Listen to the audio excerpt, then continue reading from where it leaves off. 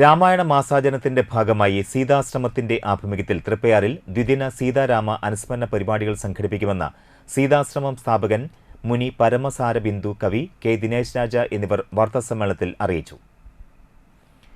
Triprayar poly junction വടക്ക് മേൽതൃക്കോവിൽ ശിവക്ഷേത്രം ഹാളിൽ ഇതിന്റെ ഭാഗമായി പ്രഗത്ഭരെ പങ്കെടുപ്പിച്ചുകൊണ്ടുള്ള ആത്മീയ പ്രഭാഷണങ്ങളും സംഗീത സദസ്സും ഒരുക്കും. ഈ മാസം 20-ന് ഞായറാഴ്ച ഉച്ചയ്ക്ക് 1-ന് സീതാക്ഷേത്രത്തിലെ അംബുജാക്ഷി രാമചന്ദ്രൻ നടത്തുന്ന സീതാദേവി പൂജയോടെ പരിപാടികൾക്ക് തുടക്കമാകും.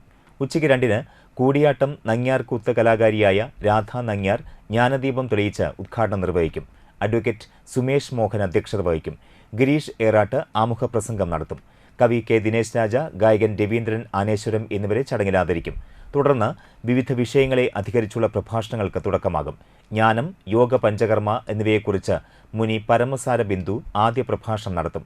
നാട്ടിക SN കോളേജ് മലയാള വിഭാഗം മുൻ മേധാവി പ്രൊഫസർ BS റെജി ഭൗതികാത്മീയങ്ങളിലെ താത്വിക വീക്ഷണം എന്ന വിഷയത്തിലും, അഡ്വക്കേറ്റ് സുമേഷ് മോഹൻ രാമായണത്തിലെ യോഗതത്വം എന്ന വിഷയത്തിലും, കെ ദിനേശ് രാജ അക്ഷരങ്ങളും സ്വരസ്ഥാനങ്ങളും എന്ന വിഷയത്തിലും പ്രഭാഷണങ്ങൾ നടത്തും.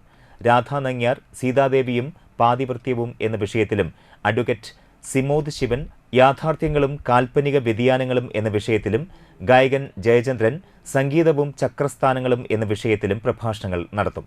ഓഗസ്റ്റ് 3-ന് ഞായറാഴ്ച ഉച്ചയ്ക്ക് 2 മുതൽ പ്രഭാഷണങ്ങൾ തുടരും. ധാർമ്മിക ചിന്ത കർണനിലൂടെ എന്ന വിഷയത്തിൽ കവിയും സംവിധായകനുമായ കാവിൽ രാജ് ആദ്യ പ്രഭാഷണം നിർവഹിക്കും. അഡ്വക്കേറ്റ് ബാലകൃഷ്ണൻ യുവതയുടെ ധനവിനിയോഗവും ആത്മീയ ചിന്തയും എന്ന വിഷയത്തിലും, പ്രൈസൺ മാസ്റ്റർ കാൽപ്പനികതയും മാനുഷിക മൂല്യങ്ങളും എന്ന വിഷയത്തിലും, ഇരിഞ്ഞാലക്കുട വേദാംഗ ജ്യോതിഷ പരിഷത്തിലെ ആചാര്യ സേതു മാധവ് ജി രാമായണം ജ്യോതിശാസ്ത്ര വീക്ഷണത്തിൽ എന്ന വിഷയത്തിലും, EP ഹരീഷ് വിദ്യാർത്ഥികളിലെ ആത്മീയ ചോദന എന്ന വിഷയത്തിലും പ്രഭാഷണങ്ങൾ നടത്തും. 2 ദിവസങ്ങളിലും പ്രഭാഷണങ്ങൾക്ക് ശേഷം സീതാ സ്മൃതിലയം ഗായക സംഘത്തിന്റെ ഗാനസദസ്സും ഉണ്ടായിരിക്കും.